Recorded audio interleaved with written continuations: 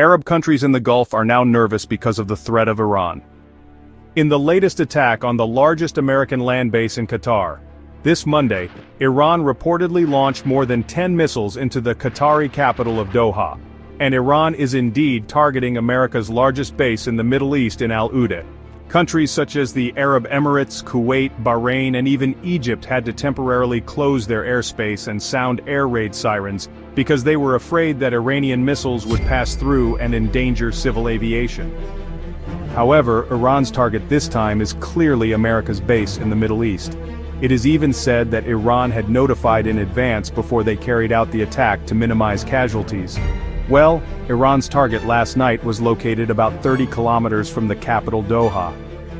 The Al Udeid base is indeed very strategic for America to use in operations in the Middle East, especially to deal with groups in Iraq, Syria and Afghanistan.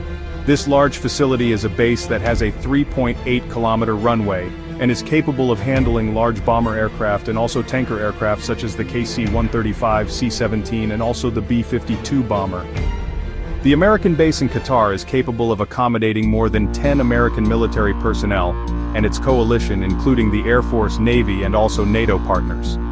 So, the American base in Qatar is a key element and projection of the United States' power in the Middle East region. But it was broken last night even though America admitted there was no serious damage. Iran launched a missile attack on the American base in Qatar and did not cause any casualties, said President Donald Trump, and considered it a weak response to the American attack while urging the countries in the Middle East to make peace as the conflict entered its 12th day. But from this attack, Tehran wanted to prove that they could attack America's strongest base in the Middle East. Iran said it was targeting this base because it functions as the command center of the American Air Force, and is the largest strategic asset of the American Army in West Asia.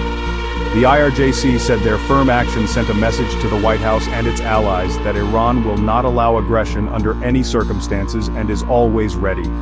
As a result of this attack, yes, American bases in all of the Middle East are already on yellow light, boss, because America itself is entrenched apart from Qatar and Kuwait, Bahrain, the United Arab Emirates to Saudi Arabia, Iraq, Syria, and Jordan.